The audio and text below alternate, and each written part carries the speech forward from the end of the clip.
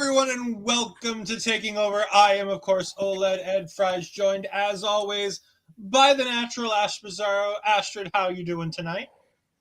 Doing well. Pretty excited for Bobby to be here with us because I don't get to do wrestling stuff with Bobby anymore. I was going to say, I tried to get Papa Smokes, the better of the two announcers for PPW, but unfortunately, he was unavailable, so we've got Papa's always busy. Bobby, as Astrid alluded to, Bobby, thank you for joining us. You are going to be our expert guide to the world of Prairie Pro Wrestling. I will do my damnedest to guide you through the world of Prairie Pro Wrestling, at least navigate you through this ride of it anyway. So happy to be here. Thank you for having me. And of course, it's very fun that I've just realized this now as we've gone live, but I'm using the wrong PPW logo on the stream here because they're all the same. They're all the same. The logo is exactly the same. The other one just doesn't have the word Academy on it. And I just noticed it and went, oh, that's unfortunate. It's okay. We now, do have an Academy, so I'm going to call him out because he has no comments in yet. And he's been messaging me for the better part of the last 3 hours. STG, where you at, brother? Where you at, man?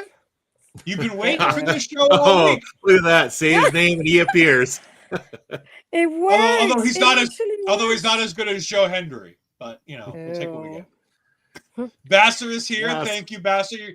I'm very excited to get Basser's thoughts on this because I'm assuming, Bobby, you can confirm, Basser was there live for Ring of Honor 4. Basser don't miss when it comes to PPW. Front row every single time with Lil Bass Jr. and now we're gonna call him Uncle Basser. That's his friend Adam. So Uncle Basser is now Adam. Yes, Hollywood Astrid is indeed back for this episode. She's only missing one more episode the rest of the year, I believe. So far. So far. We've got 2 months and Astrid's like, I might miss some more shows. Maybe. You never know. Before we get started, I do want to talk about the fact that I was allowed to be at Raw last night and had an absolute ball. It was a fantastic show. For all of his flaws, and they are currently many, John Cena is indeed one of the greatest professional wrestlers to ever grace the professional wrestling ring. As Triple H said last night, you can define greatness however you'd like. And different people fill the void of what is the greatest professional wrestler in different ways, depending on how you look at that term. But for almost all of those terms, John Cena is in the top 5 for a majority of them, for a lot of people. So I was very honored to be able to make that trip.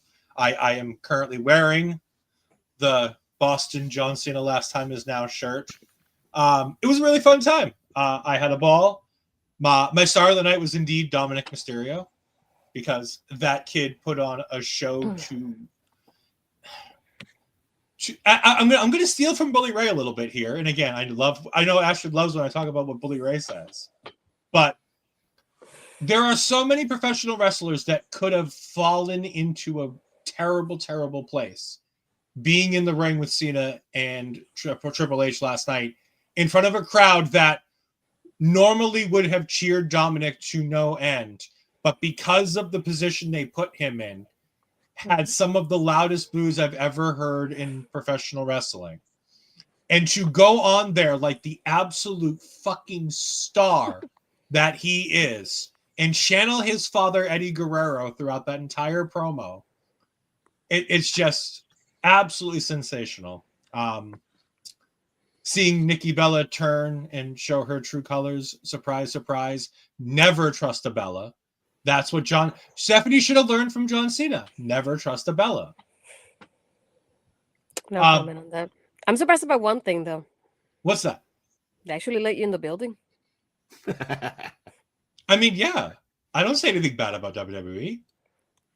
When I have bad things to say about WWE, I just don't talk about it. And this time, and this time, I was a paying customer. Sort of. I mean, somebody bought the box and I got to be in there. That damn emote. Yes, Cena did dump the Bella, but you still never trust the Bella. No, it was the other way around if you watch the show. If you watch her version of it on her show, yes, she dumped him. It is indeed National Sunday Day. The little animated Roxanne. I got to see the real Roxanne last night. It was nice. Astrid's a little jealous because I got to see a lot of people that she's dying to see live last night. Anyways, we're going to move on from there. That's not unexpected. I'm not a fan of the Bellas, to be honest. So, that might be surprising to some people. Nor should you be. They're not nice people. It's not about being nice people. I'm just not a fan of them. Do I respect them for what they've done with wrestling? Yes, but I'm not a fan of them. Sure. Shock, no troll. No. Anyway, Bobby's like, I'm staying out of this entire conversation. This is not why I'm here. I'm here to guide the PPW stuff, not the WWE stuff. Good cop out. Yes, indeed, good cop out, Bobby. We'll get to some of your hot take thoughts on the PPW Women 250 at the end of the show. Because boy, does Ed have thoughts on this. No, we're not getting in trouble tonight, sir. We're not going to get in trouble tonight. It should be no, fine. Wait, not we, you. Why did I say we? It's a you thing, not a me thing. I'm not going to get in trouble. Maybe. Anyways, PPW, Ring of Horrors. Bobby, tell us about the arena here. What arena do you guys run over there for PPW? All right, so Prairie Pro Wrestling, we've held pretty much the bulk of our shows, almost every show in the Cosmos Senior Center in Saskatoon. We can host a capacity of around 300 people, which we jam pack into that very tight little quarters quite easily every single time. And just for a quick history as to the Ring of Horrors, it's the fourth Ring of Horrors show. And just recently, I was going back through a little bit of our timeline. And the reason that October became the significant big show, as we call it, is because our very first indoor show, if we don't count the food truck wars that we were asked to do on the first three, our first official indoor show on our own happened in October. And then our first show returning from the ugly ass pandemic that we all went through was in October as well too. So the dates hold significantly for why we choose to have our biggest show of the year in October. No haterade, no haterade. Well, minimal amounts of haterade tonight. Hollywood Ashley claims to be innocent in everything. Oh boy. She does. She often likes to throw the blame on me for everything.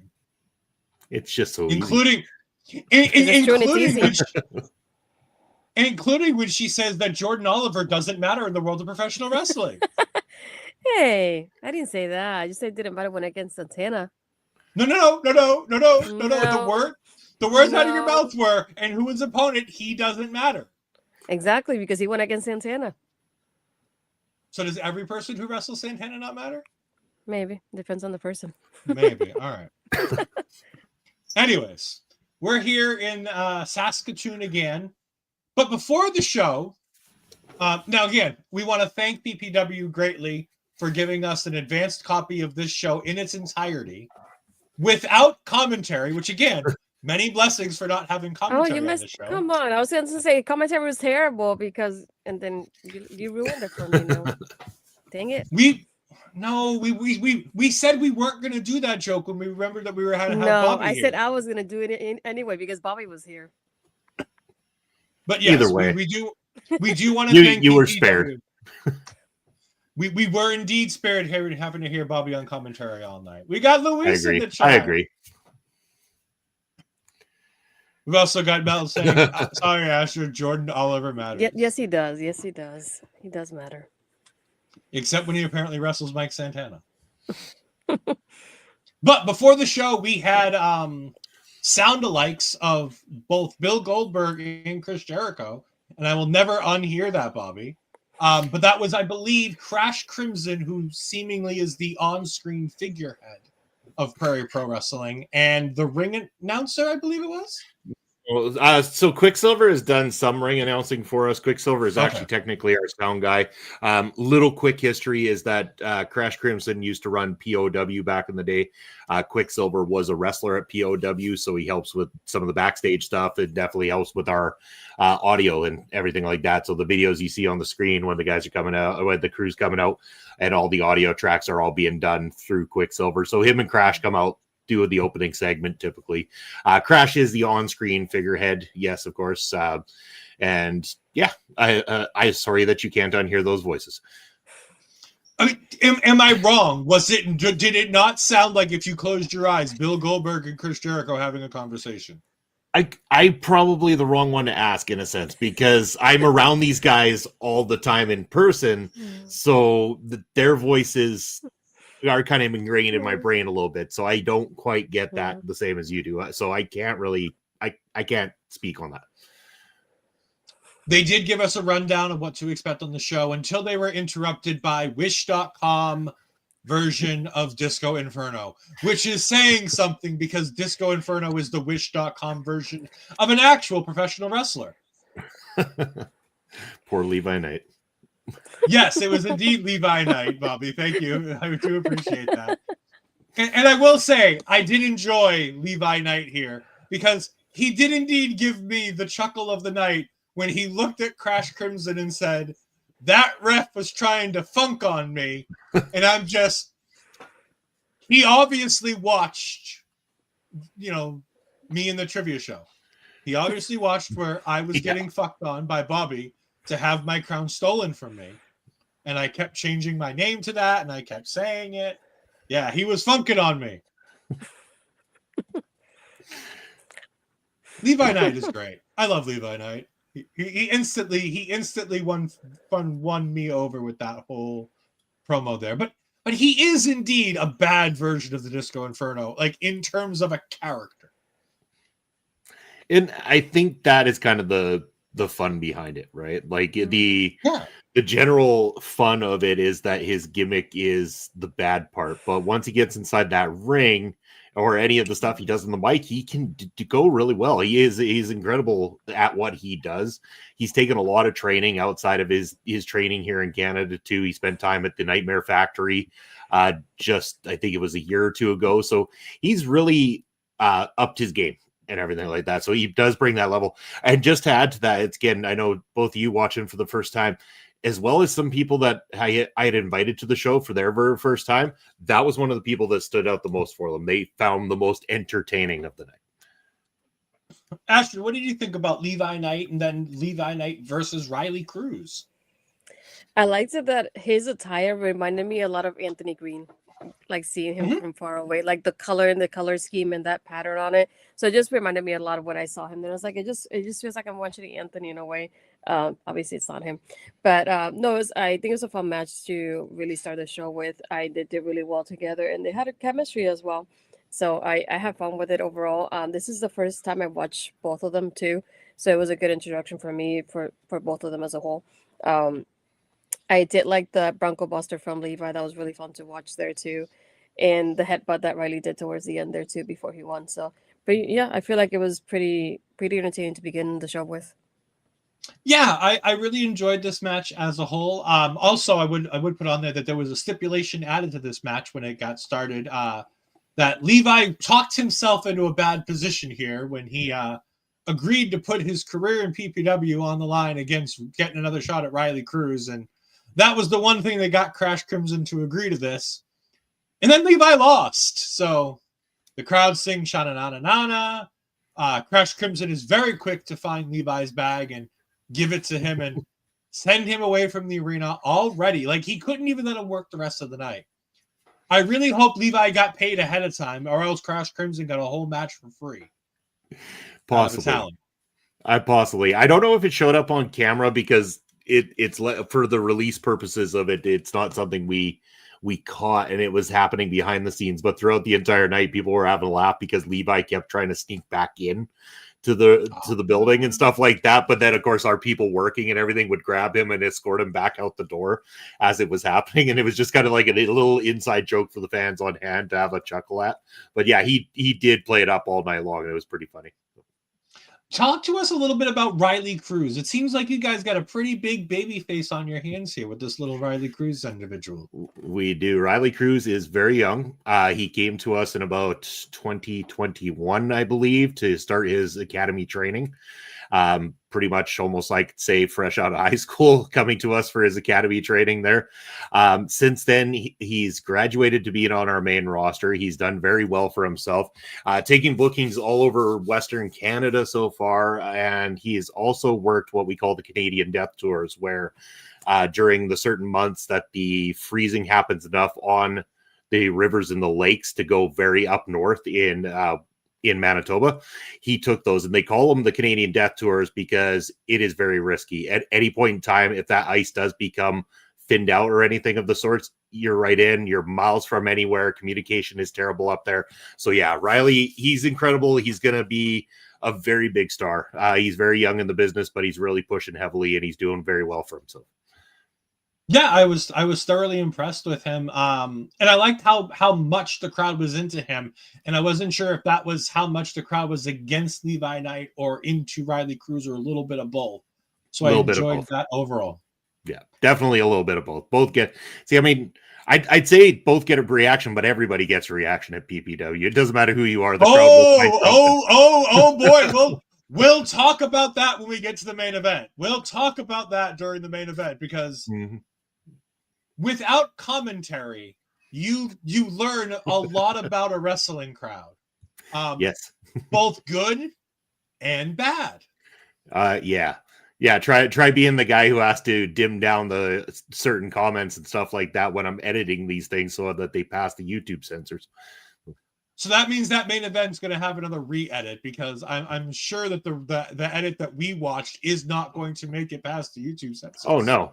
I mean, granted, it has in the background, obviously, but unlisted. But no, I always I go through it. I make sure that certain areas are dimmed down, or that Papa Smokes and I are heard louder in certain spots, for the sake of getting rid of. Because again, we can't control everyone.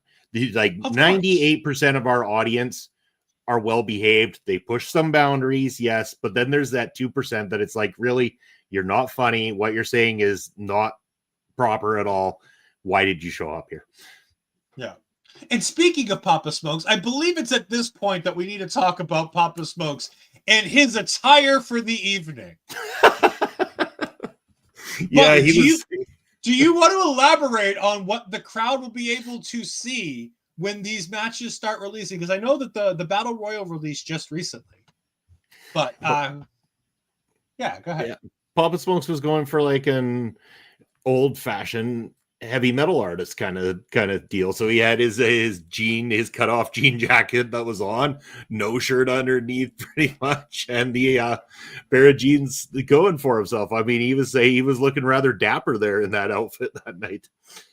You say he was going for an old school rocker guy. I instantly thought Village People, we'll let it slide with what it is. It is. You go ahead and tell Papa Smokes that if you like that. So I will leave a comment on Thursday night's Ring Respect Radio about that, now that I've seen the show in its entirety. Speaking of things that we've seen in our entirety, we're going to move on to the next match, which is Dean Richtor taking on Uncle Phil Deadly. And is Uncle Phil just... No, there are no pictures. I did not take any pictures of the talent for the show. It's fine. Watch on the PPW YouTube channel, which is over underneath Astrid at Prairie Pro Wrestling SK. You can go ahead and watch these matches as they get released by PPW. And overall, I'm assuming the next month we'll have the whole card. Not for this one, no. We still got a bit of releases before we get to this. Okay, never mind. Yeah. But eventually, all you have to do is subscribe and you'll find out. Yeah, you'll get notifications every time a new video goes live. And as soon as those new videos are these matches from Ring of Horrors, you'll be able to know what Papa Smokes looks like. I'm sure Papa Smokes on Twitter. I'm sure he has a photo. Yeah, I'm sure he has a photo of it. Anyways, Uncle Phil Deadly. Talk to us about Uncle Phil, because he didn't resemble the Uncle Phil that I know and love. No. Which is the Uncle Phil from the Fresh Prince of Bel-Air. This just became a thing with the fans, right? Like at one point in time, they love him so much that they started chanting Uncle Phil because he's a beloved man. And that's just what the crowd is taken to. There is no real logical reason behind the chant for Uncle Phil. but he's just the nicest human being that there is in professional wrestling, period.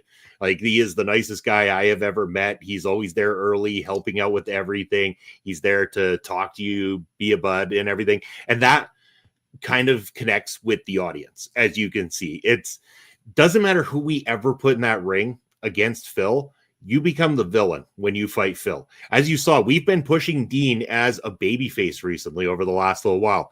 In that matchup, Dean was not very well liked because he was against Phil Deadly, and that's to the detriment. When we were back a long while ago pushing Colton Kelly towards being our eventual champion, we had a stop where he went up against Phil, and it was detrimental to that push for a little bit, because as soon as you put him in with Phil, Colton became the villain of the story. So, you know, for better or worse, Phil acts as a heel in other companies, but he is just the ultimate babyface, as you can clearly see here, and the fans love him.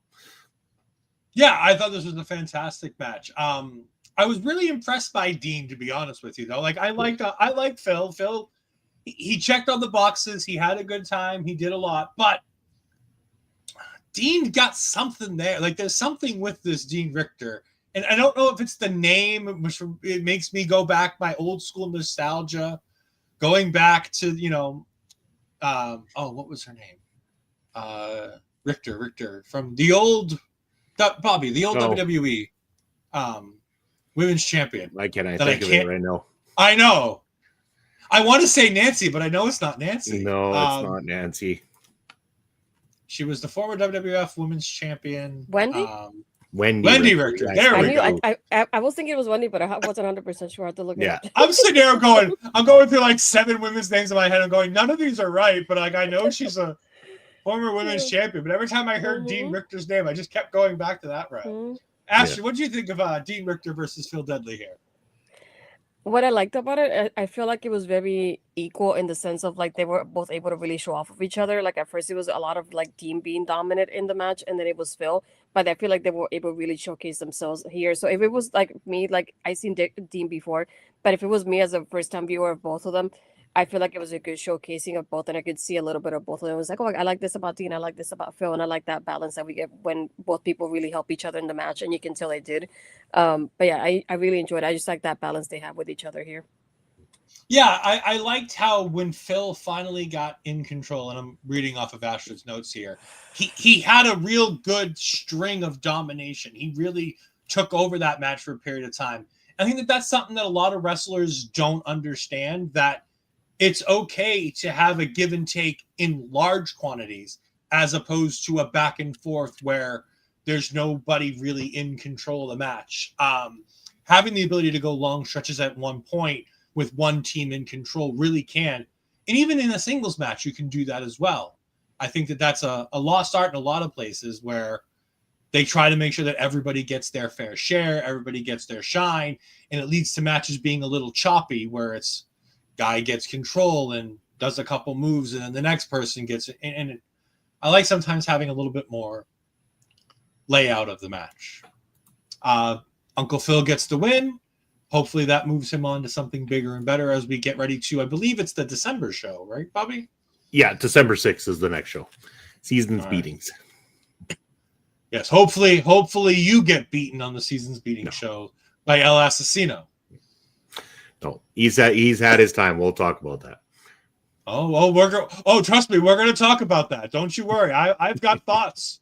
I've got thoughts, and we'll get to that. All right.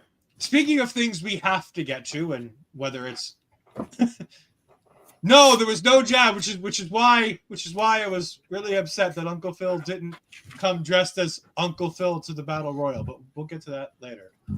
All right, Bobby, you got to explain to me the Brotherhood. Okay. Because these are 3 white guys who don't look like any of them go together.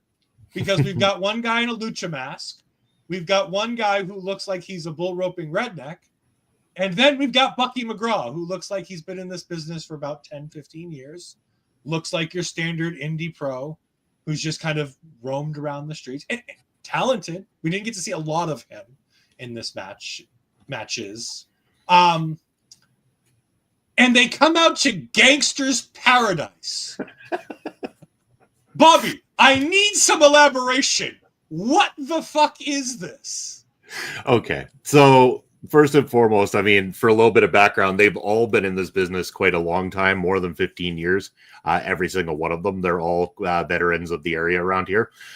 To explain it, okay, so at one point in time, Jacob Creed was kind of our go-to guy, was going to be our top guy when we first started the company. Due to injury, that didn't happen. When he came back, we didn't really have necessarily anything instantly for him. And we had been running this whole thing with Bucky since we started the company, where he talks about the book of re-education, where he was going to re-educate the masses on proper pro wrestling and proper ways to go about becoming a winner in life. And people started to just detest Bucky. They love to hate Bucky McGraw. And that's the best part about it. So there was an original plan a long time ago to have him as the leader of a faction. And the guys that were originally planned for it, it all fell through. It never happened. So here we go. We had nothing for Creed, nothing for Dixie. They wanted to make them a tag team. So that was the original formation of their tag team. And then they thought, okay, Bucky becomes the leader of these misfits that have nothing that they're doing right now. And they form a unit. Why Dixie and Creed chose Gangsta's Paradise with no vocal track as their theme song, I don't know. Bucky actually comes out to Mr. Know-It-All by Primus, typically, which is very entertaining. But when he comes out as the group, they come out to Gangsta's Paradise, which I don't know. It sounds cool over the PA. I'll give it that. It sounds cool on the PA. Well, yes, it's a good song. I mean, it was a great song, but these are not the guys on this roster to be coming out to Gangsta's Paradise. It's like I wasn't the right guy to be able to be blaring this when I was in my car when I was growing up. Because, yes, I was that guy, and I got looks in my little suburb of a town because, as Alex Kane says, I don't have the melanin to be able to be doing these things. Anyways, we have Bucky McGraw taking on T.Y. Jackson. T.Y. Jackson I'm familiar with. He's been on AEW Dark Elevation. He's been on Ring of Honor. He is a frequent member of the Enhancement Talent Club of Ring of Honor AEW when they come to Canada. I've seen him on multiple different AEW shows. I've seen him in LPW once or twice in a couple of matches that I have picked out to watch there. He does work the circuit very well. He's also, if I remember correctly, he was in the Rads with Rich King at one point too. Might still be. I don't know. They still get that tip out of here, Ashley. We'll talk about that later. You gotta touch tips. Come on. No, we're not touching tips. Why not? Get to that later. No. Okay. So we have Bucky McGraw taking on T.Y. Jackson. Well, we're supposed to have that, but about 2 minutes into the match, Bucky McGraw goes down and acts like, you know what he does? And since Bobby's here, we're going to really get into this. He acts like a soccer player when they're looking for a red card. Oh, my goodness. Sure. He acted like he got shot to death in his leg because he's like, oh, I can't walk. And he falls down and he's all hurt. And they carry him to ringside. And out of nowhere, a wild rhinestone cowboy appears. Yeah. And we have a three. Now, Bobby, I'm going to need some more explanation here. Because instead of making this a tag team match, which is what should have happened, we make this a 3-on-2 handicap match with the injured Bucky McGraw still technically in the match. So now, we were keeping to the true meaning of handicap. He was handicapped as a wrestler in this matchup because of his injury, hence 3 versus 2. Now, Bobby, if somebody's truly injured, they should not be staying on the ringside apron instead of getting checked out by the facility doctor. Facility doctor? What kind of rich company do you think we are? Wait. So in the United States, we have to have both a doctor and an ambulance on hand at all of these shows. Are you telling me you have neither of those? No, we don't. I don't even know if there's like somebody who's medically trained in our audience for that matter. When something happens, we call emergency services. That's when 911 comes in handy, my friend. As I said, the medical facility reminded me of WWE terms. That's what I'm like dying about more. Hi, Conrad. This is Saskatchewan, the middle of nowhere in Canada. Yes, I understand it might be Saskatchewan, but that's why I figured even more than anything that there would be like a concierge doctor, or like this little like town doctor that just goes to all the big events and just like has to be there in case something happens. No, there's barely enough doctors in Saskatchewan as it is. Their last worry is going to be showing up at the wrestling show to make sure somebody doesn't do something stupid. All right, Astrid. I've crapped on this a bit. Astrid, save us. Say something positive about the 3-on-2 handicap match with Stephen Crowe and Ty Jackson versus the Brotherhood. I mean, I like how overall it was a good dynamic here because it's one of those tag team matches that you get TY being the person that's isolated from the other from Steven. So you can see him like suffering through it most of the match. And then when Steven does get tagged in, there's a hot tag, which is, I'm surprised to even be able to say that out loud. No offense to him, but he's so tiny though. I feel bad. But I like the fact that when he comes in, like we do get that momentum going again after TY has been isolated for quite a while at this point. I was surprised by the ending though. I was still rooting for Steven and TY, but to get Bucky hitting TY from the back with the board that he had to get the win at the end, whether he was injured, it just come on, dude. Yeah. So this is bad. This is bad indie booking 101 right here. This is old school veteran indie booking 101 of, oh, I'm hurt. I can't wrestle. Bang, hit him with a forward object. Do the jumping jack. Oh, I fooled you all. I get the win. Yeah, it was fantastic. He hit him with the bookery education, taught him a lesson, and picked up the victory. Oh, I think the real victory here was the guy in the crowd dressed like Bucky McGraw that Bucky McGraw had big issues with. He did not seem very happy. That dude is there every year, and I didn't even realize that I had seated him right beside the ramp. So that was so perfect as they're going back up the rampway, and he's doing Bucky's whole little pose thing like this alongside of him. It looks so good on video and so hilarious. Yeah. I will say TY was great. I love TY. I think he did a lot of really good work here. I also want to say that I was really surprised by Dixie Dragon. I thought he had a lot of real interesting offense in this match. I wasn't sure if it was just Lucha Mask for the sake of Lucha Mask. Because, again, this group is kind of things for the sake of things from an outside onlooker without knowing all of the things that you described. This really does just feel like no, it was not Basser STG. Trust me. I would have recognized if it was Basser. There was Dixie's worn the mask since the start of his career, essentially. Yeah. He's always been the Dixie Dragon under the mask, so he's never changed. And it was nice to see Stephen Crowe. I've heard a lot about Stephen Crowe from other promotions, from other people. Astrid, I believe you saw him when you were up there in Canada at least once during those 3 indie shows that you went off to go visit. It was true, but yes, I saw him with teaming up with TFA at one point. So yes, I saw him live. Yeah. Our audience loved Stephen. I mean, how could you not love Stephen? He has all the charisma. I mean, and trust me, we'll get to whether or not the charisma is Stephen based or Gimmick based in a little while in the Gimmick Battle Royal. But first, we have to hear from Astrid because we have a singles match involving Maurice Waltz and Rich King from RK Athletics. No, you said it wrong. It's marvelous Maurice Waltz. There wasn't a lot of marvelous in this match from Maurice Waltz.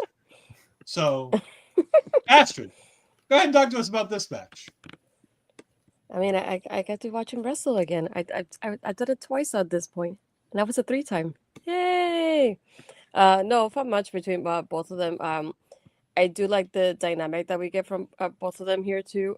Just the fact that Rich is more like seems more like the veteran between the both of them here, and the dynamic that they have with each other. He tries to like one outsmart the other one kind of thing. Um, I was surprised more about like, and I was disappointed. That's why I told Bobby before the show started. I was ready to just sing "Kiss from a Rose" when I saw him come out. So I was disappointed when I couldn't sing it, unfortunately. But this is one thing I love about the fans of PPW. I'll let them know right now. They were just singing the baby part every single time Rich was in the ring as the match just kept going. And I'm very happy to hear that happening not once, but a few times during this whole match. So chef's kiss to them because they kept chanting it for me. So I feel like I was listening to it at the same time. But it's like, no, there's moments here that I'm more used to, like, yeah, that's how I hear it in my mind too now. But yeah, I like the fact that the dynamic that we get here from both of them, like the rake of the ice from Waltz is one thing that I wasn't expecting what he did, try to take advantage of Rich King at one point. I did like the kind of like almost like swinging neck breaker that he went for as well. And like I said, the part about sporting him of like Waltz even try to pulling in Rich King's trunks for the pin too. But at the end, Rich is the veteran, so he wins at the end here.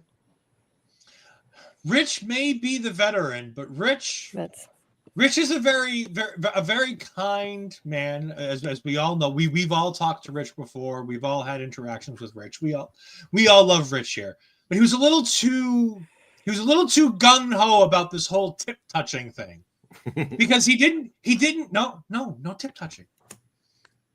If you want to touch tips, go see the guys in AEW. What is it? Mansoor and Yeah. Mace. Mhm. Yeah. God, what the fuck is his name? Great Black Otaku. That's who he is on Twitter. What is his name on AEW? Why do I not know this? I should know this. I love these guys. They're great. I know Mansoor because he's great. He's the best. But they do the same tip touching thing, and they do it better. Let's be honest, they just do. But anyways, Rich got burned twice on trying to touch tips with Maurice Waltz here. Like, Rich, come on! After the first time you don't succeed, just stop and beat the guy's ass. But no, you try again. No, you don't try again. You don't make friends with Maurice Waltz. He might come around one day. You keep trying He to won't. get it. I mean, I don't even want to know what this comment means. Like, there are so many ways I could take this comment. We're not going to even talk about it. There's a video of us touching tips before I left. That was the one thing we did. Yeah. See, and you are right to say Rich is the veteran in this match. Maurice came to us around the same time as Riley Cruz. In fact, they were in the same training class at the start together. Riley hit the ring, I think, one show before Maurice did, in terms of having his very first singles match. When Maurice did enter, him and Riley, that was the first match for him when he first got in there. Since then, he's taken on the character of Marvelous and put the top hat and the glasses, and the level of the charisma has gone up from him. He's great as well too. Like, he's on his way to doing something special. He, legitimately, outside of pro wrestling, he is, I guess, what they would call a level 2, or what, I can't remember what the second last level before you're fully trained in terms of your Taekwondo training. So it's like a second level or a third level Dan. He has the training enough to get his final one, but he decided not to take it in order to train for pro wrestling. So he's a real life danger as well too, but he works very well in the ring. That may give more context to something we'll talk about in a little bit when we get to the Gimmick Battle Royal. I know. Because I have issues with that, but now it makes a little bit more sense. But before we get there, we have to get to the WWE ID talent portion of the night, where we have WWE ID's own Zoe Sager taking on Chad Millz. It's always a Chad. It's always a Chad. And Chad is a... All right, Chad is a man who looks too young to be able to drink. I think he's too young to be able to be in professional Hold on. wrestling. Pause. You do know that the legal drinking age here, depending on which province you're in, is 18 or 19? Yes, and I still think he looks too young because he looks like he's 12. Like Ash McGinnis and Chaotic, he looks like he's 12. Okay. Otherwise, he comes to us as a frat boy. Yes. From the house, and I'm going to do this because I've screwed this up twice in the pre-show. You we have talked about this. Master Beta. No. Master Beta. Master Beta. Yes. If you say it wrong, it sounds bad, Ed. You got to say it right. It's Master and then Bobby, Beta. If you say it correctly, it sounds professional. The way you're trying to say it, it's taking people down the wrong pathway, right through the gutters, dragging them all out into, you know what? We can't do that. This is a fucking family show. You don't want to drop those kinds of things here. Bobby, he comes from house fucking Master Beta. Yes, it's dirty. There is no getting around it. Otherwise, the gimmick wouldn't work. Okay. I can't breathe. I really can't.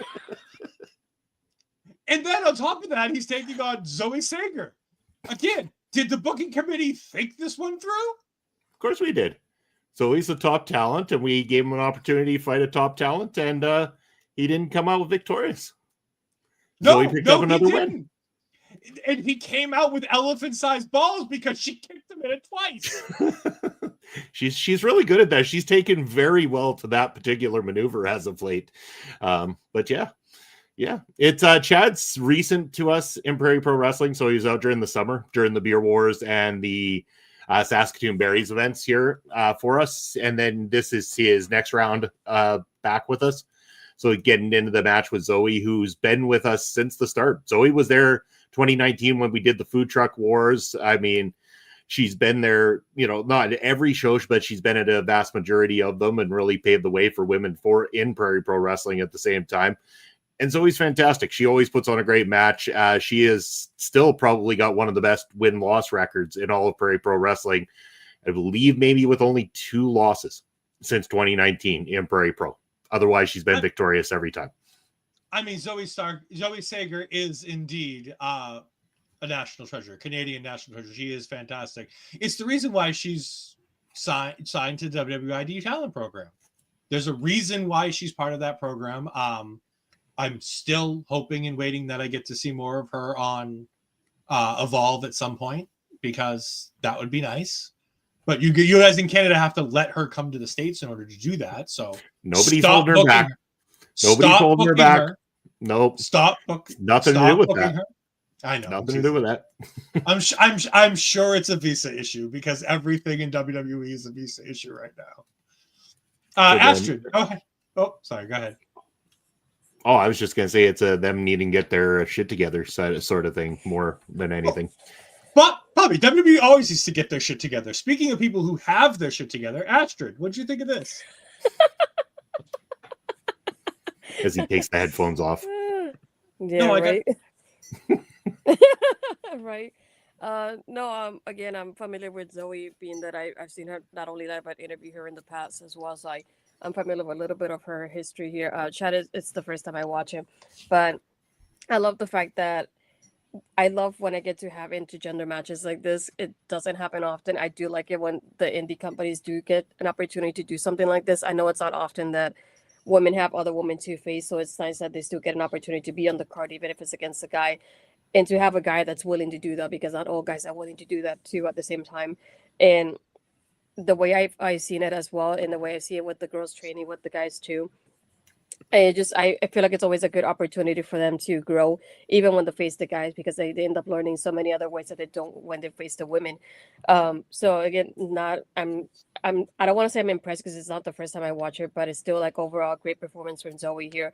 She's so in control. I love when the moments that Chad is down, she's looking at the crowd and trying to get their reaction out of them somehow too. So she knows what she's doing in the ring too. Like when she has a moments that he's resting after the low blow that she gave him, she's pandering to the crowd, trying to get them to boo her somehow. And she's really great at getting that reaction from the crowd. And I really like the way she does it, and how well she balances between wrestling and then whenever she has a moment to be able to do that and keep the crowd going. And I feel like a lot of people don't do that, and she gets a reaction out of them, and she does so well with it. Again, I love her ending here with the low blow and the face buster at the end for the win here. So not surprised that others Zoe won.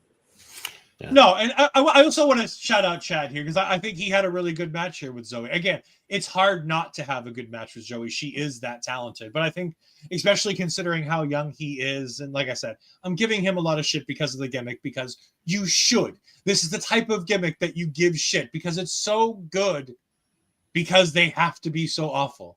Like, they have to just be bad. And he's a talented wrestler. He's got something to it. So I'm very excited to see what happens here from the future.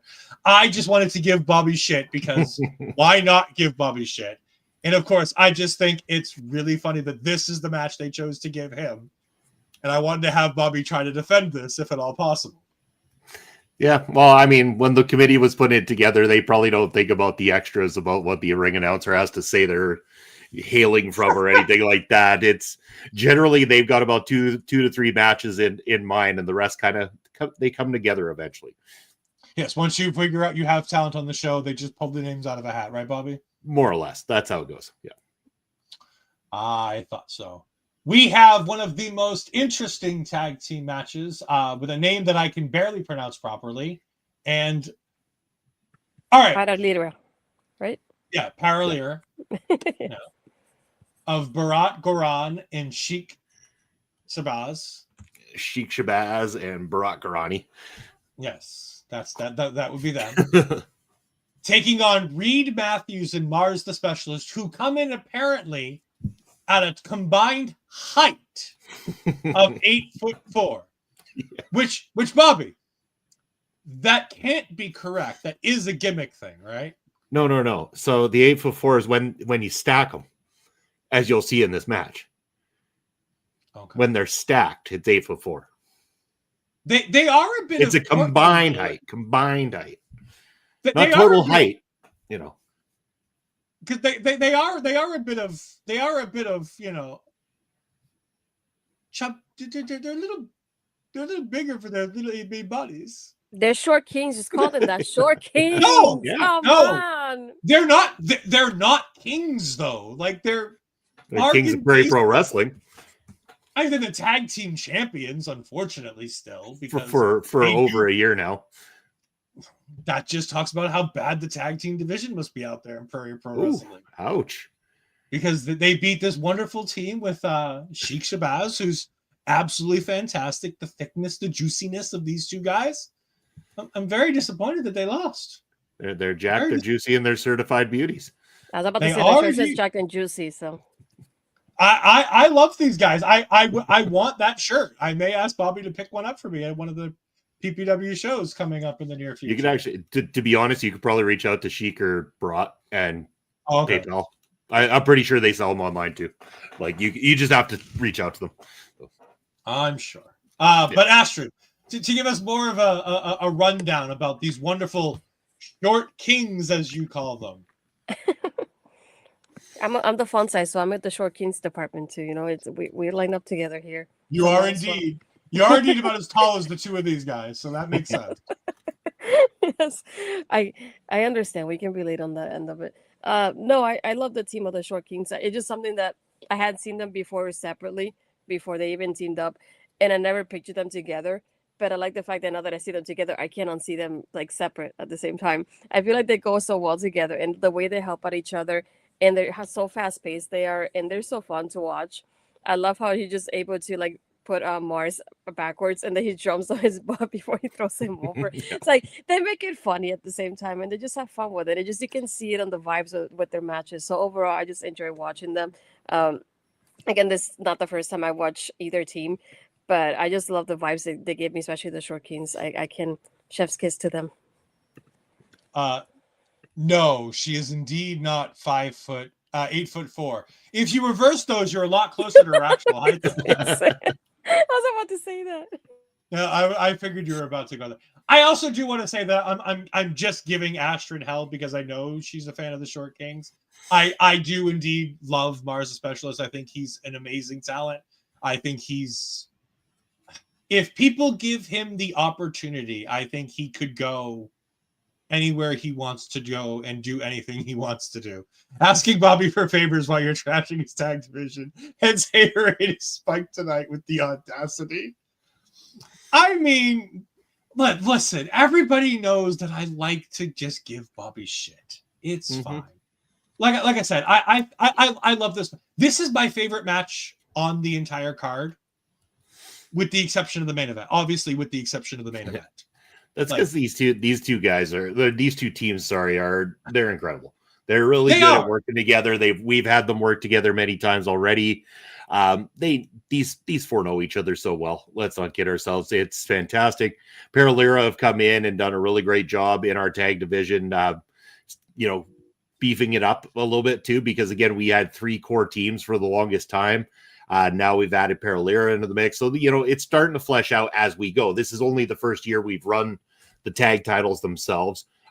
Short Kings have done a fantastic job being the champions, defending the belts at the shows multiple times across the summer weekends that we did as well too.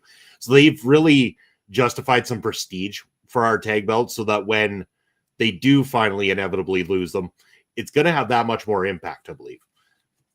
Yeah, and I want to say that I really enjoyed this match. I thought, like Bobby said, these guys worked incredibly well. You can see that this is a match they've done before. Not necessarily this match, but like these guys have worked together before, whether it be here, whether it be in other places. It's obvious that there's definitely some chemistry between all of them. I do love it. I'm curious, Bobby, if you think that there's a little bit of tension in Lira, because at one point, Sheik Shabaz throws one of the members of the Short Kings into the ropes while his tag team partner is getting ready to go to the top rope. And Berat gets crushed on the thing. And then he falls on top of one of the Short Kings, who ends up giving a low blow to Sheik, who ends up giving a low blow to, I believe at that point, it was Riley on the ground, right? No, not Riley, Reid. Yeah. Yes, Reid. Sorry. Yeah. I believe that's how that sequence went. Do you think there's a little bit of tension in the mix here with Lira, or are they good? I think they're good. I think they're selling a lot of merch right now. Not only the shirts, but the Jacked and Juicy official beers that you can get at our shows and at LPW shows as well too.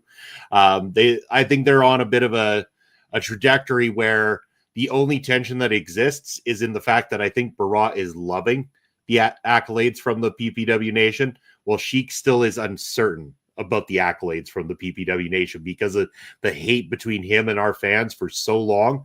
He's not quite adjusted. As we're Berat, you can see the smile starting to crack. He's fist bumping a few of the people who bought merch in the crowd, so he's ready to embrace them. Sheik maybe not. I don't know if they're going to be able to carry that over, but I mean, these guys, again, much like the Short Kings, the reason these teams do so well is because they're built in a brotherhood that exists outside of the wrestling world as well too, and that's why there's so much great chemistry with these teams. All right, there was a question we had earlier that I saw and I wanted to skip, but I want to go back to it now as we're sitting here talking. There are 2 cameramen who do camera work at PPW, yes. And Bobby, I'm going to ask you a question because it was something you used to talk about, especially to us in our Discord group, about the weight and the heaviness of these cameras. They've been updated recently, haven't they? No, the older cameras definitely were heavy. Yes, so we've been using more a combination of like cell phones on a gimbal stick and kind of a regular handheld camera now for the operations at the moment, at least until we can get it upgraded. We might even just go forward with using cell phones on the gimbals because the look of it and everything like that turns out quite nicely. So, I mean, it's funny. People laughed when I started using a cell phone to film some of the Prairie Pro Wrestling stuff. And I said, the cell phone in my pocket is a better video camera than most of the shit that we can afford with our funds and stuff like that. So what do you want from us? Do you want, just for the sake of it, to us to go get a handheld camera that might do an okay job, or this, $1,000 video camera I've got sitting in my pocket all the time, which does a very crystal clear, nice job of the filming? Yeah, no, I just wanted to, I wanted to get that little bit of a thing because you always used to talk about how hard it was to carry those cameras around, and then I'm watching the show and I'm going, Bobby, these cameras are tiny. What are we complaining about, sir? They are definitely now. the thing that gets strenuous is just after 3 hours of running around on very unprepared, like the matting around the ring is not anti-fatigue by any means. So the poor legs of Papa Smokes and the young guy that's recording Warren, who's doing the other camera work now. I know what it feels like. I've done it for so many years. I've been doing it since like 2017 or so. It's a lot of work, and it requires a lot of patience to keep in it. So. And now Bobby is the ring girl, for those of you who don't know. Yes, I collect the gimmicks. I was going to say, he keeps the titles, he keeps the gimmicks, he goes ahead and makes sure that no wrestlers trip on any of the gear. He makes sure that all the gear is gotten and taken to the side. When you do get to see this show, if you get to see the show in its entirety, you will see Bobby sitting at ringside in his mask, which honestly is the best look for Bobby, being dressed like Art Clown. Sorry, Bobby. You know they can't. It's a good look for me. Because trust me, people, Bobby will give all of this shit back to me the next opportunity he gets. I guarantee you. Oh, it's building. It's building to a crescendo. Trust me. Yes, there's a minimum of 2 people doing the camera work. And by the way, fantastic job. The only time I noticed any issue with the camera work is when matches were done, people were done, and they were re-moving around the ring. At one point, Papa Smokes filmed his shoes. Yes. So and the one thing I would talk about with Warren is make sure that you're getting full shots. Step away from the ring a little bit, because I think, especially on this show, and again, I can't have anything else to tell.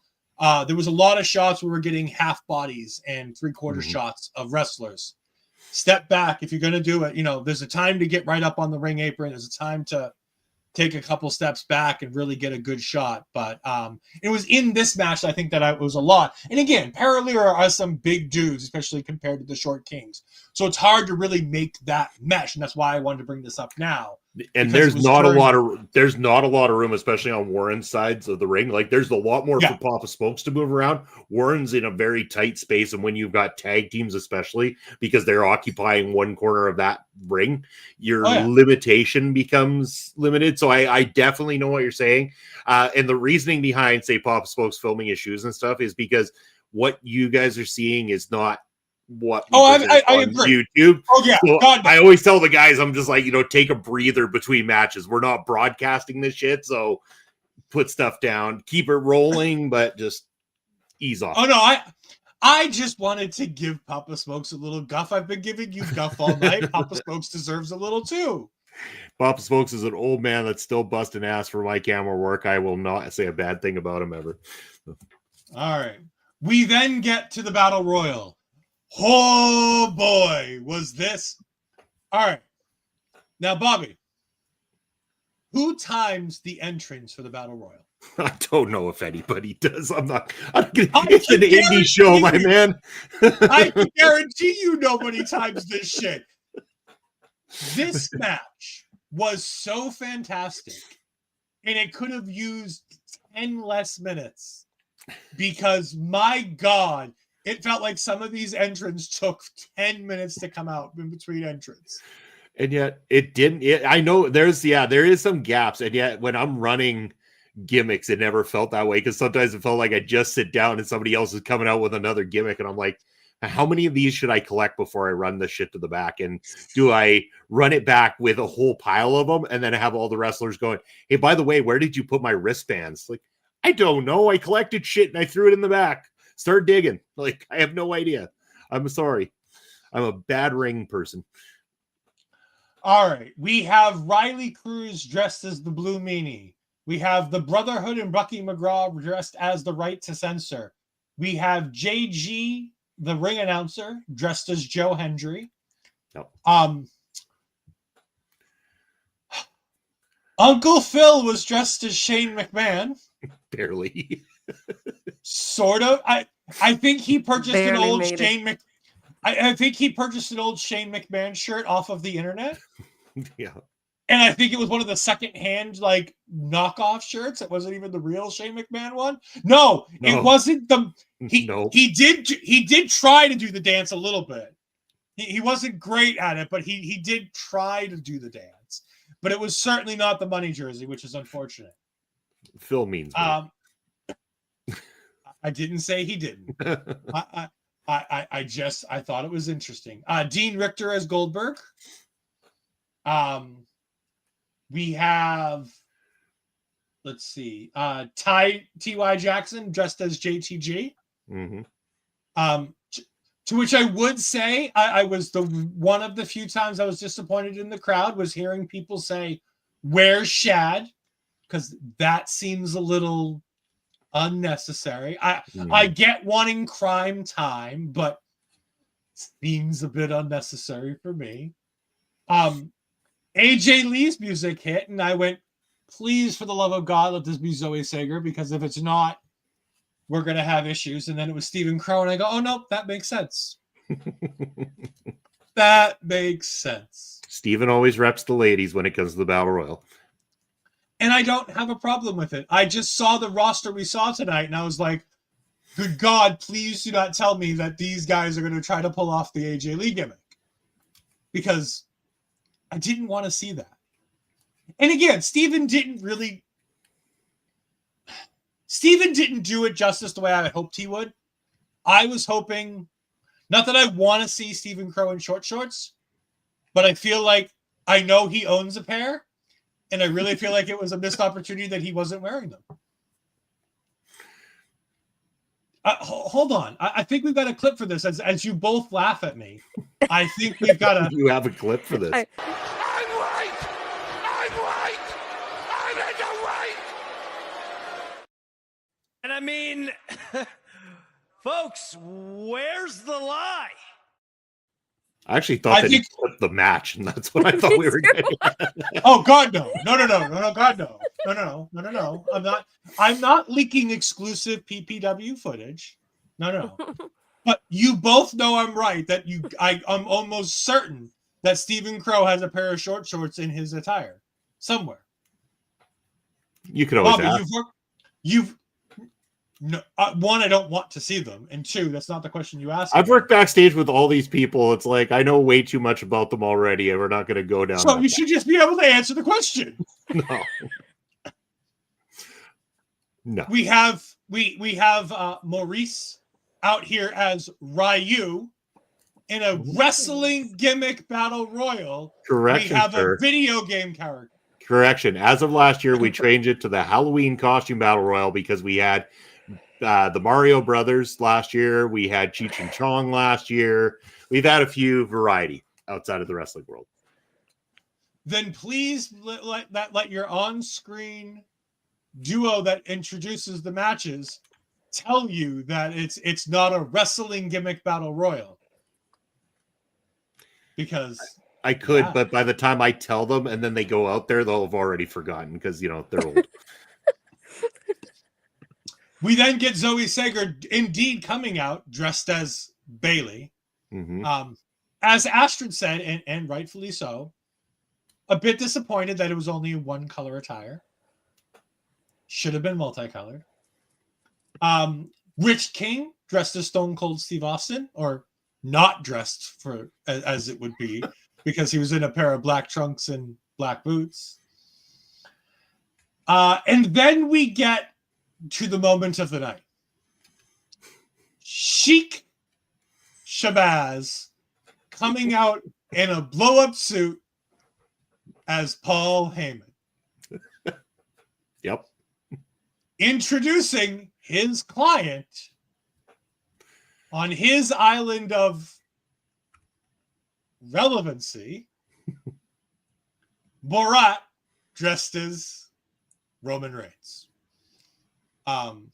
To which one of the people in the crowd had one of my chants of the night. You need more baby oil. Because Berat was not oiled up enough to be Roman Reigns. I'm surprised that was what that young lady decided was the difference between Berat and Roman Reigns. He cut a very good Roman Reigns figure. Really? Really, Bobby, if I go get a picture from the broadcast, a still image of Berat dressed as Roman and a picture of Roman, you're going to tell me that they're going to look alike. Close enough. For what? Wish.com? What do you expect? It's a costume battle royal. You expected everybody to be a spitting image of the person? No, I don't. But I expected if the person who's on my show says they got a pretty good image of Roman Reigns, that they're not talking about Wish.com. Dude, if dude was walking around your streets trick or treat and dressed that way, you know exactly what he was trying to be. So I would, but I don't know how many other people would. He'd just be a creepy man with no shirt and black pants. Yeah, with a weird thing around his neck. And a nula falla, which wasn't exactly a full nula falla.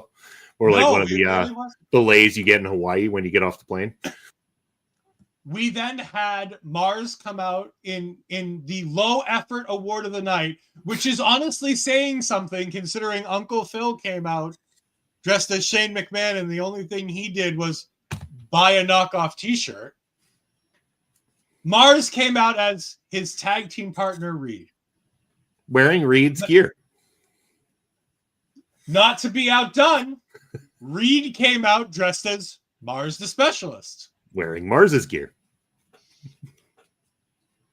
We then had Chris Nasty come out as Orange Cassidy, which obviously made Bobby very happy because that meant his two favorite wrestlers, both Bill Goldberg and Orange Cassidy, were involved in this wrestling match. Trust me, at this time, Goldberg was long gone, so it was fantastic. It's unfortunate. I was hoping Goldberg would win this so that Bobby would have to see Goldberg win. We then had our last entrant of the night, Tony Novak, making a return to PPW. Yep. As Penta. Mm-hmm. That was the best costume of the night, hands down. Easily the best costume. It didn't take much. Although I will say, JG was a pretty decent Joe Hendry. JG's been fun, like, because JG is trained as a wrestler, so he can get in there and do these things. But he's so good as a ring announcer that it's kind of hard to take him away from his duty. So when he's done these, he did 1 year as John Cena. He did the first year he ever did this, he was MJF. So he had the full scarf and everything like that. So it's always fun to see Joe get to get in there and mix it up in these matches. And I will say, I mean, the blue of the shirt was definitely the wrong color, but that's fine. We knew when he came out who he was, which is more than we can say about some of these people. Yeah. And I mean, again, like Rich King, like I'll give him credit. At least he looked like Stone Cold Steve Austin. Like he put on a leg brace to like be like Stone Cold Steve Austin. So I give Rich credit for, having just because without the knee brace, it could have just been Jake something. You never know. Because Jake something is just Jake Boring, and he's just a guy in black trunks and black boots. And again, I'm doing all of this to pop Astrid because I know she's a big Jake something fan. She's a something girly, and I have no idea why. Something girly? I didn't know they had a name, but okay. I don't know. I'm sure he's trying to get something over. God knows it's not his wrestling career. Oh, by the way, please don't book Jake something so he doesn't hear this.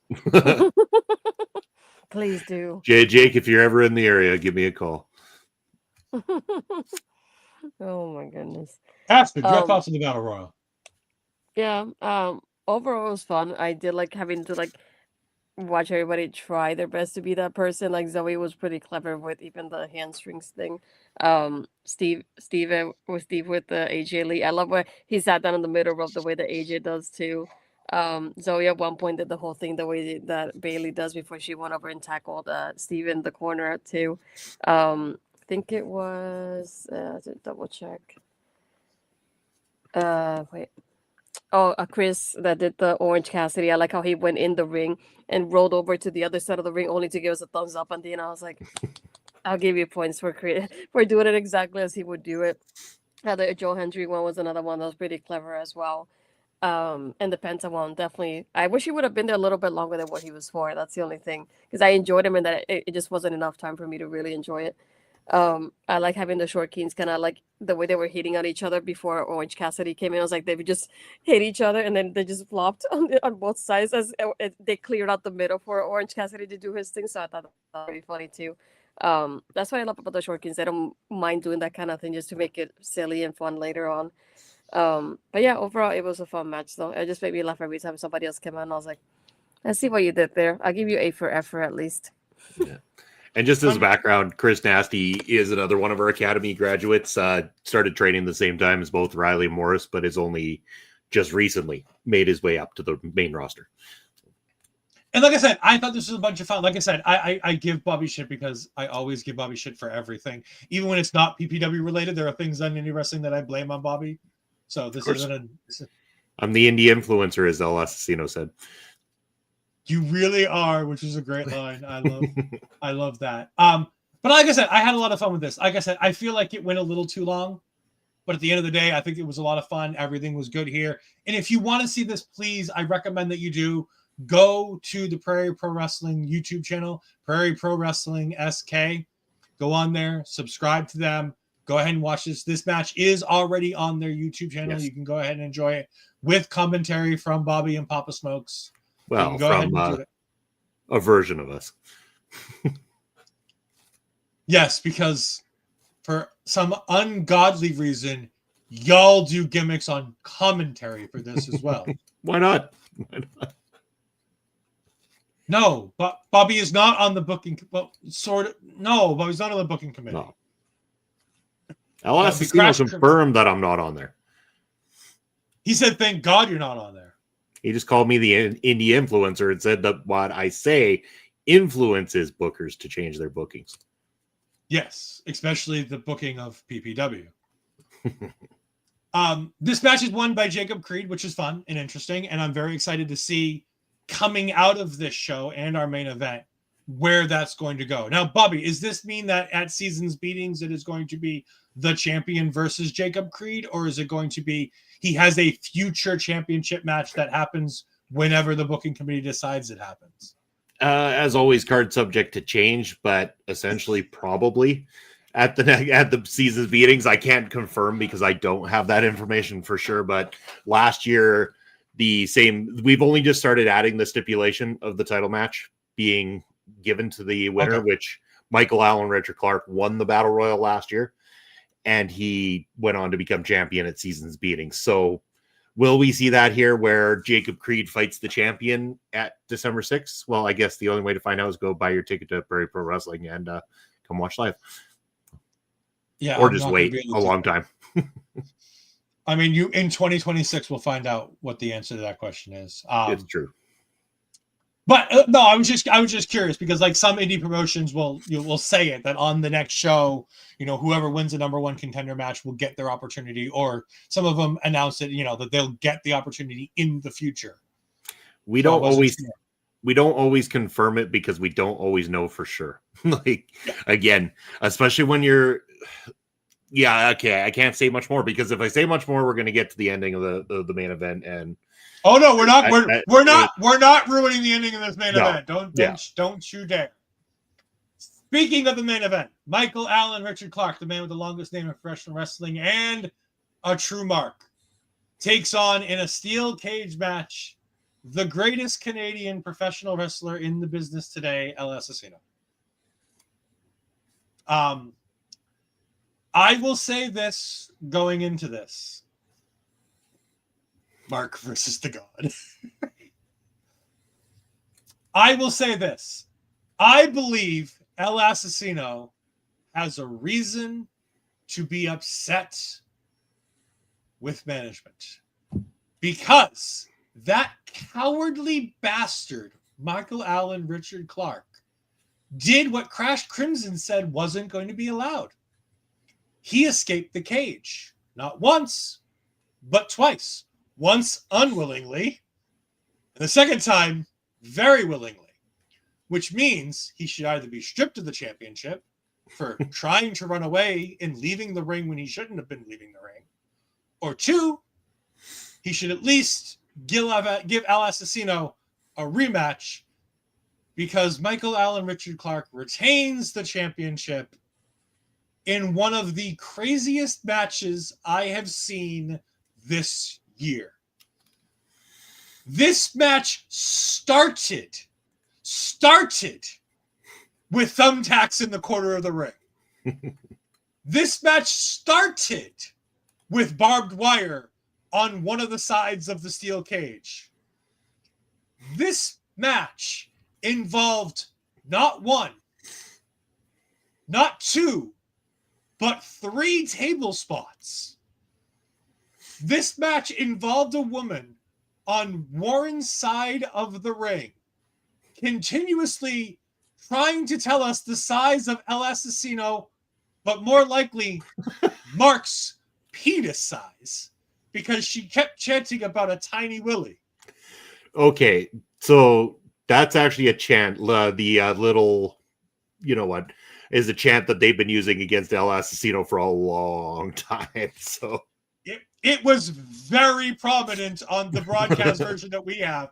Yeah. Because for a good 5 minutes, Warren is seated in the exact same position, and this woman is directly behind him.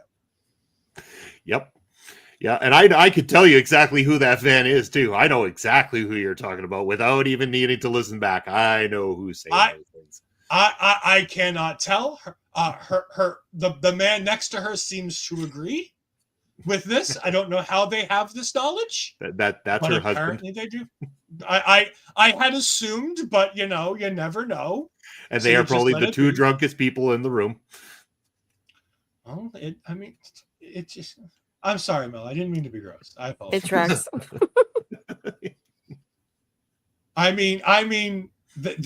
They were certainly loud. They were certainly loud. They certainly are. All right. All joking aside, with all of that, this is a sensational match. This top to bottom, these 2 guys went hell for leather. These 2 guys put on the best wrestling match on this card, the best wrestling match on many of the cards we've watched overall on Taking Over since switching to the indie version of the show. Blowing out the side of the cage with the spear through the cage was sensational. Fighting up the cage, going through the table right next to Bobby, with El Assassino being the one taking the fall. Having Crash right there at ringside was fun and interesting. Having you there at ringside, that close to some of this action, was indeed a bit intriguing, considering conversations you and I had on Discord going into this match about how you needed to make sure you were not involved in this match after getting super kicked by El Assassino. And then the finish.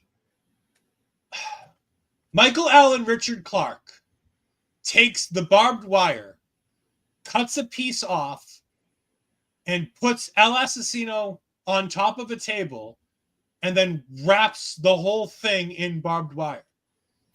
He then cuts another smaller piece off and wraps himself in barbed wire.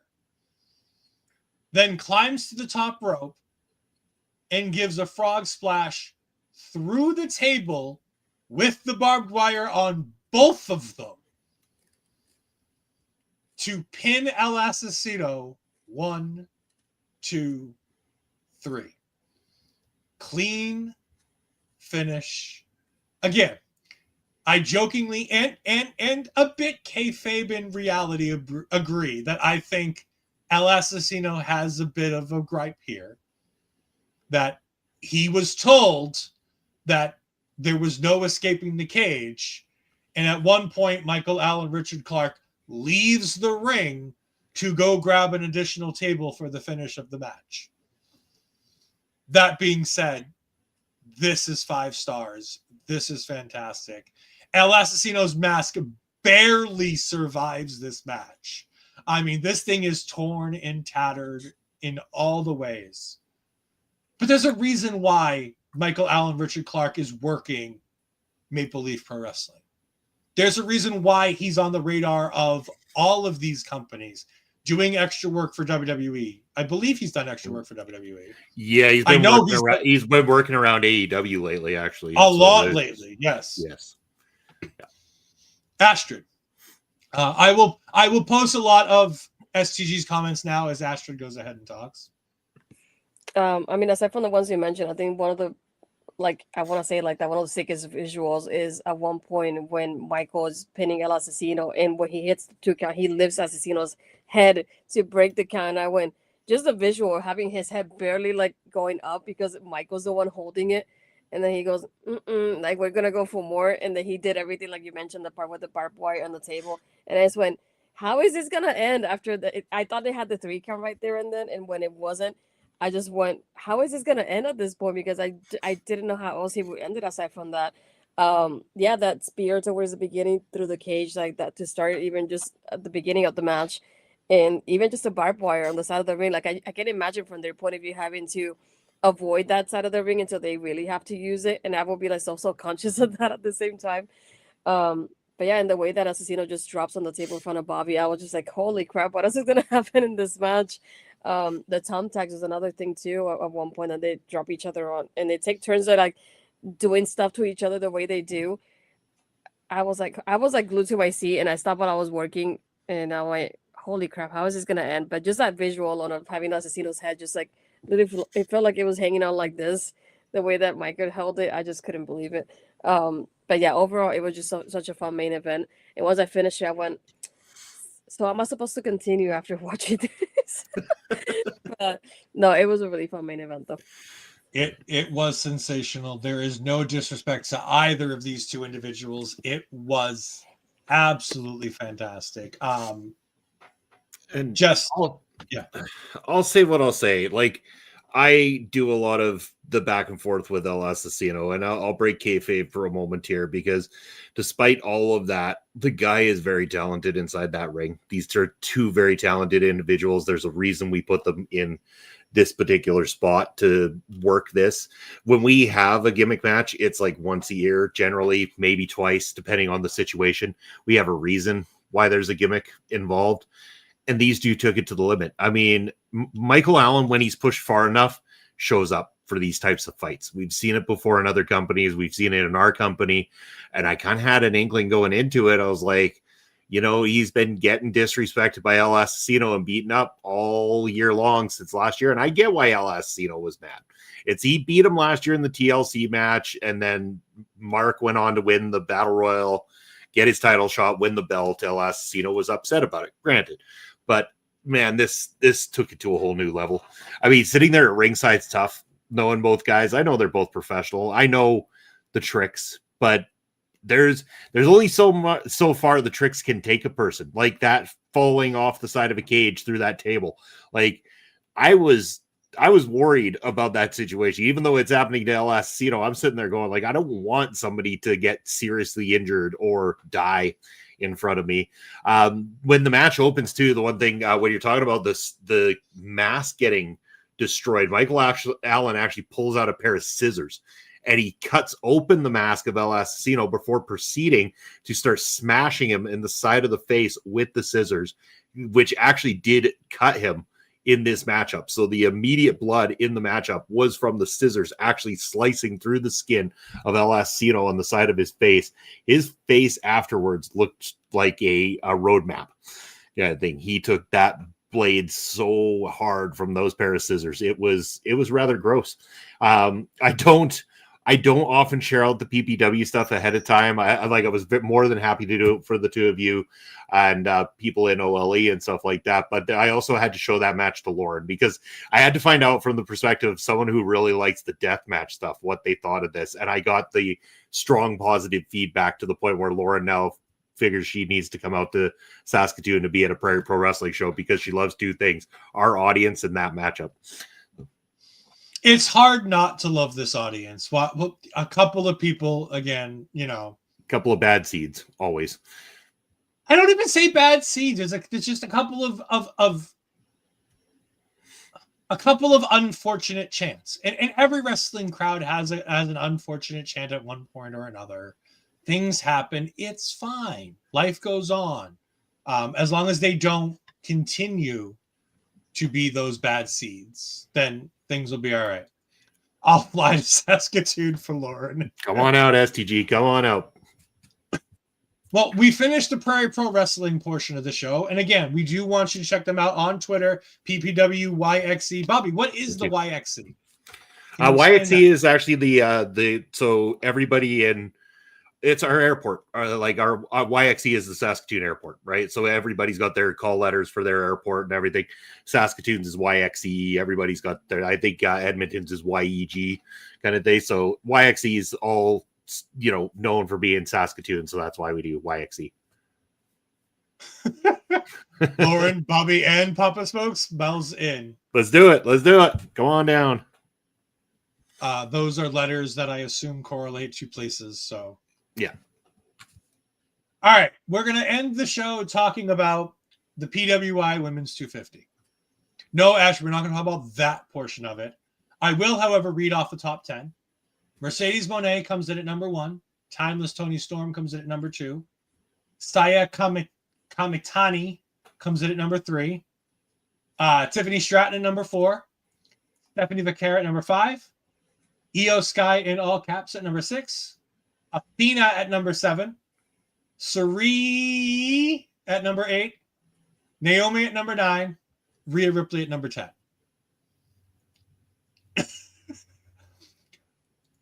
I did not put him up to this. I did not say any of this. I may agree. It does not, however, discredit this list immediately.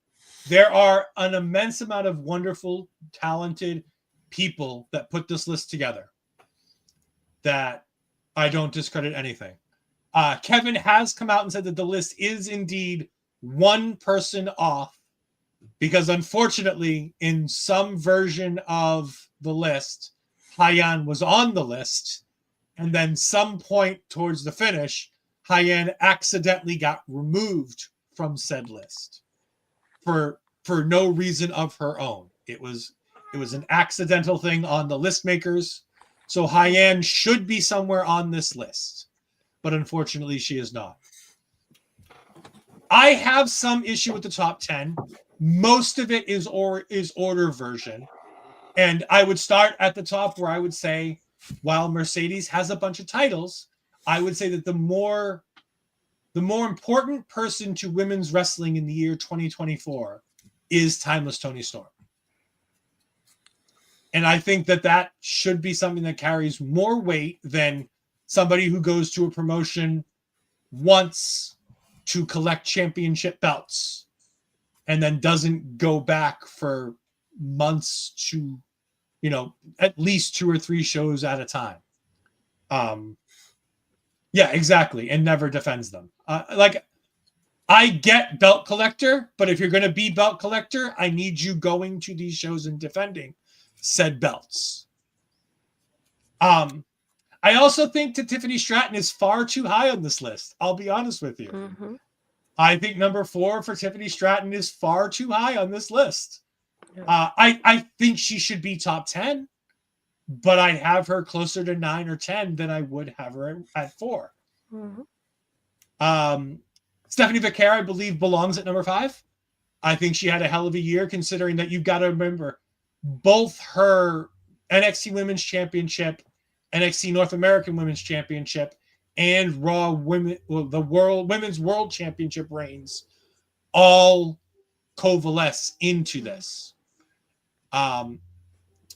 So I think that one, and I believe she was Queen of the Ring as well. No, she didn't win Queen of the Ring. It was a Saudi one. I forgot. Okay, no, that was Jade Cargill won Queen of the Ring. But like I said, the names on that list in the top 10 are all there. I would order that list a bit differently. The biggest problem I have with this list, because honestly, I don't have the biggest problem isn't Mercedes Moné at number 1. It's Athena at 7. I think the biggest problem with this list is Athena's at 7. I think she needs to be top 5. I don't know enough about Saya Kamatani to be able to say whether or not she deserves number 3. I always think that there needs to be a top 5 for somebody from one of the Japanese women's promotions. Astrid, what do you think of the top 10 before we start going into some notable names and notable places? I think at this point, to be honest, it should be a women's 300, not even 250 anymore, because one thing that I didn't account that I'm looking at online most of the time is that there's a couple of women, for example, Charlie Evans from Australia, that was not even ranked to begin with because she wrestled for a lot of world titles and she wrestled a lot of men overall at the indies where she's at. So she was saying, oh, I wasn't even on the list to begin with. And like you said, Hayam was another one that slipped out that wasn't even ranked.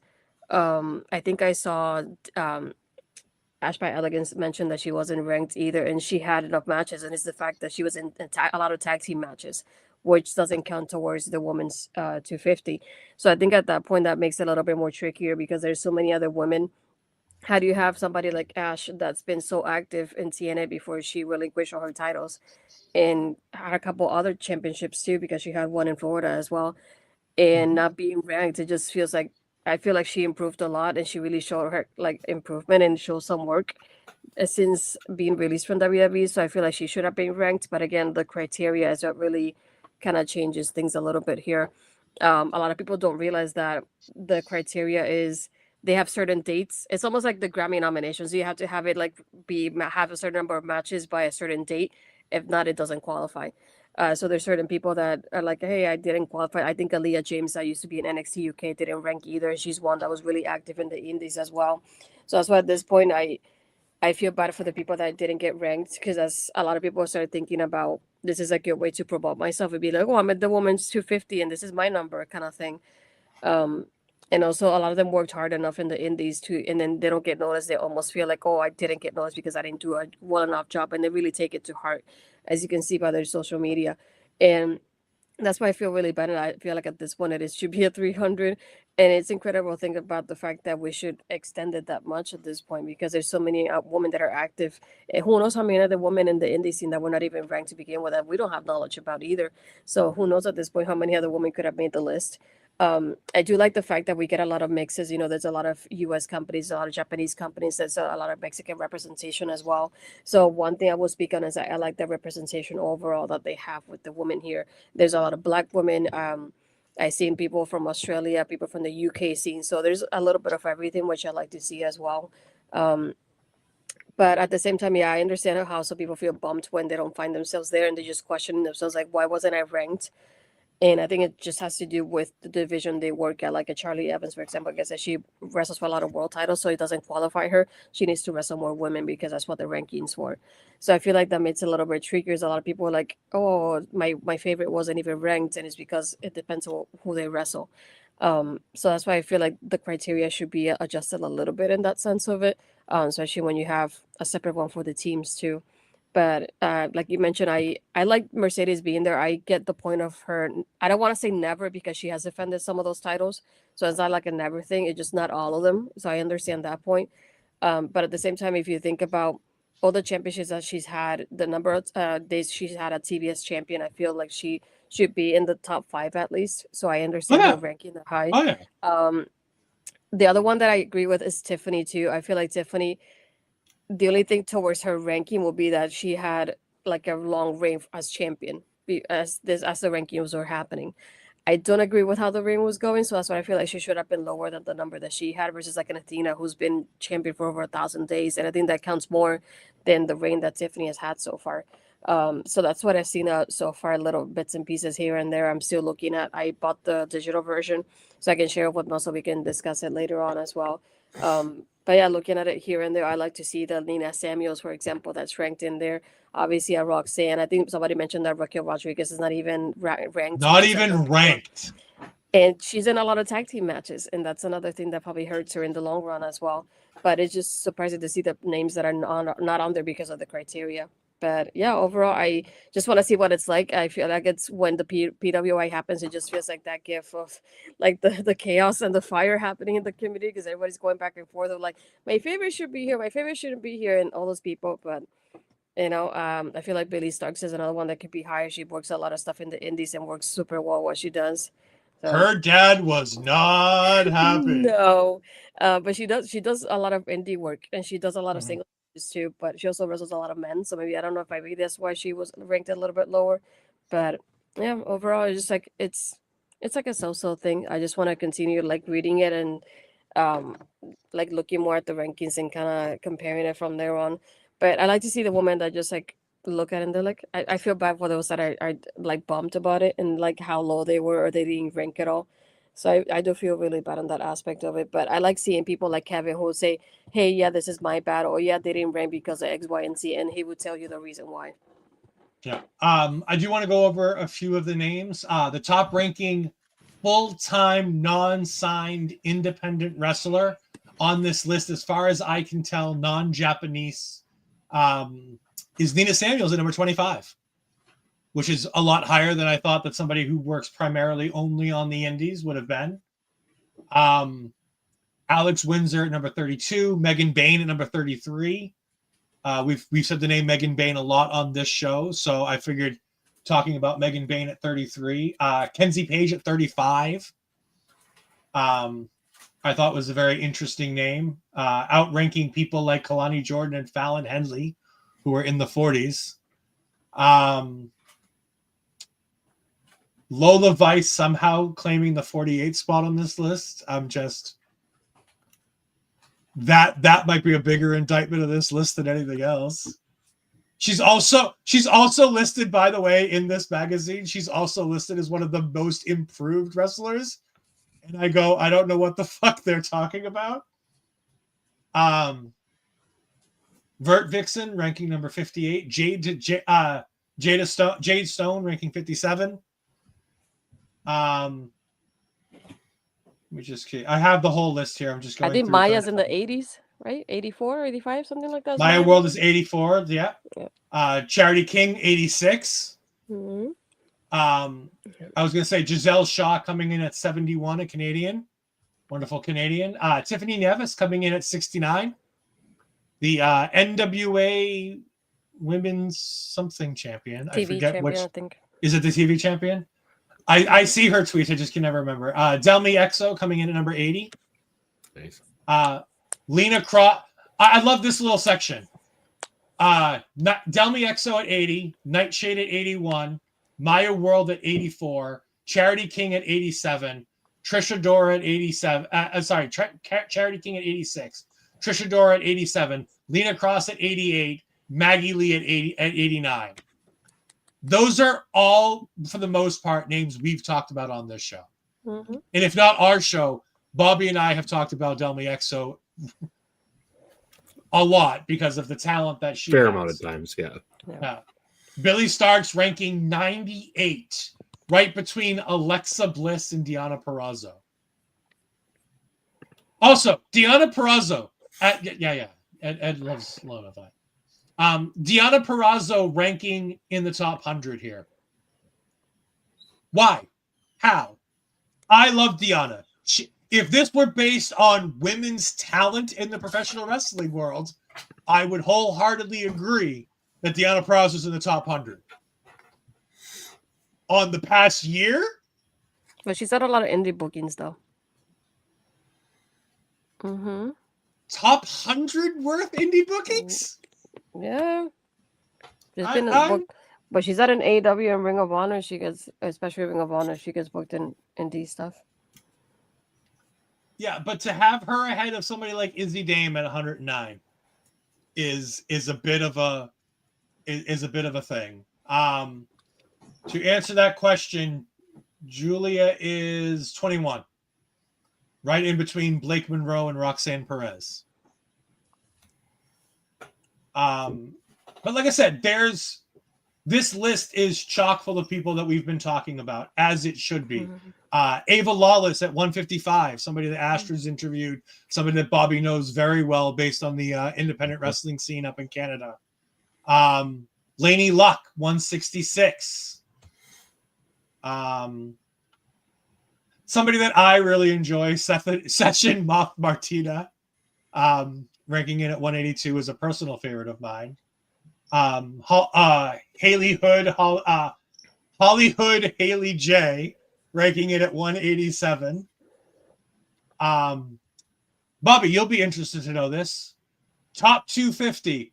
Where do you think your girl Becca ranked?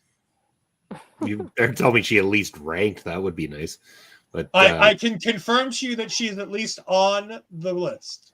I mean, she might have been busy making music at the time, so we'll say 222. Well, you'll be pleasantly surprised. She's 197. Good for her. Well done. Brittany Brooks, 206. Nicole Matthews, 209. Kelsey Reagan, 210. Rebecca J. Scott. Again, I'm going over names that we've been talking about that we know. Rebecca J. Scott, 217. Let's see. Nixie XS, 225. Viva Van, somebody that I think we're all familiar with for a variety of different reasons. I don't think any of us are familiar with her for the same reason. But Viva Van, 230. I feel like that one should be higher. I really do. Taya Valkyrie, 238. She hasn't done much, to be honest. So, Bobby, you're asked a question. Why do you think she ranked 222? Which, by the way, is a spot for a semi-problematic individual, Ivelisse. Why 222? Well, because it's the only thing that fits into 666 equally. So, also, Gabby Forza, 223. And then the last name that I think we should all talk about that we all know and some of us love, Izzy Moreno does indeed get her first ranking in the PWI 250 at 244. Like I said, I think the list is all right. I think that there's definitely some issues with the list, and I think, like we talked about, some of the names that should be there that aren't there, some of the names that are there that, but again, this is what happens when you have a committee, when you have a bunch of people doing a list. And again, Astrid talked about the criteria. I do have the criteria right here, and I will mention it. The evaluation period is October 1st, 2024 to September 30th, 2025, which is essentially October to October. In-ring achievements, the win-loss record, championships, and tournaments won is the top criteria on the list of criteria, including influence with visibility and prestige within a promotion and or the industry. Technical ability, variety of moves, quality of matches, and in-ring storytelling is third on the list, which tells you that this is a pretty kayfabe list. Competition, success against the most varied and highest quality opponents, which again begs the question why people like Charlie Evans aren't valued higher, why people like Billy Starks aren't valued higher. I don't think Charlie's not even on the list. But that's what I'm saying. People like that should be ranked higher or on the list or valued more because one of the things is success against the most varied and highest quality opponents. The ones wrestling the men have a whole lot higher quality wrestling opponents than these people that are just wrestling the women. Again, there are fantastic women who wrestle just the women, but people like Gabby Forza, people like Charlie Evans, people like Lena Cross, people like Billy Starks, people like Megan Bain, Becca. These are the kinds of people that when you wrestle the men, you wrestle a higher caliber of individual. And of course, the activity is the final thing. It is a minimum of 10 single matches total, or barring this, 6 singles matches in 6 separate months. Like I said, take it for what it's worth. This thing is good for one thing. Well, sorry, 2 things. Twitter arguments and podcasts. Which, speaking of, Astrid and Mel will have a show about this, I'm sure, shortly. Maybe. Bobby, where can the good people find you? Well, you can, after we talked all about it, find me at Prairie Pro Wrestling every Saturday where Lava Smokes and I actually do commentary over these matchups. One new matchup every single Saturday for your enjoyment of the Prairie Pro Wrestling YouTube channel. As for what I got coming up as well, too, this Thursday, you can join myself and Papa Smokes for Ring Respect Radio, where we're going to be covering SPW New Zealand's Halloween Haunting that's just dropped on YouTube. So all of that conversation coming at you Thursday night, and then right back here to talk all about my disappointing week in sports in terms of our NFL predictions and fantasy football and everything else that I'm taking a decline on, but also to talk about all the enjoyment of the week in sports as well, too, while we're at it. That's Point of View, Sunday at 11 a.m. Eastern Time. Astrid, where can the good people find you? You can find me my Twitter and Blue Skies, Astrid Pizarro, and my Instagram and Threads, Astrid Pizarro 20. You can find me every Tuesday on Taking Over with this one right here, if you haven't seen it yet. I know Bobby and I have a couple episodes of Killer Cuts that we have released recently. I know we have more that we have to plan out with everything coming up too. We have the most recent one is a trailer reaction to Screen 7. So watch it if you haven't. You can also subscribe to the YouTube channel and hit the like button and hit that bell to be notified when I upload or go live. For me, you can find me in the usual places, but make sure that you follow our local establishment, Ol'Ed Podcasts, on all of your favorite social media platforms and YouTube and Twitch at our local establishment. If you're here on YouTube, give the video a like. Leave us a comment after the show to let us know what we're doing right, what we're doing wrong. Give us your thoughts on the PWI Women's Top 250. Go ahead and leave those comments, and one of us will be in there to go ahead and reply to comments. Please leave respectful comments. We would appreciate. That's meant for you, STG. And also for everybody else, but specifically STG. And one of us will be in there in the comment section to go ahead and talk to you about all of those wonderful things. You can, of course, catch me and Astrid next week as we go ahead and do, let me pull up said list just to make sure I have the right show. West Coast Pro Wrestling. And again, this is not their most recent show. This is actually the one before that, because this is the show that features Carl Fredericks on it, I believe, if I remember correctly. So we are doing... And I believe they're uploading more of their stuff on their YouTube channel. Subscribe to them if you haven't yet, because they're definitely adding more. So yes. And we, like I said, we will have the link to the show with all the good stuff. There was none of that this week because there was no watching of the show ahead of time. So we didn't do a lot of publicity and things like that because, again, PPW was gracious enough to give us an advanced copy of this because PPW releases matches week by week, and they're still catching up on their backlog. So we, again, graciously appreciate all of the fine work from all the great people at PPW. Follow them at all the social medias down here. Please give them a like and a subscribe on YouTube. We would greatly appreciate it for all the kind things that they do for us. And, of course, hopefully they'll push El Asesino to the World Championship at the next show. We can only hope for them to do the right thing at some point. But for myself, for the Booker Extraordinaire, Bobby Munson, for the Natural, Astrid Pizarro, we'll talk to you next time. Goodbye. I am in misery.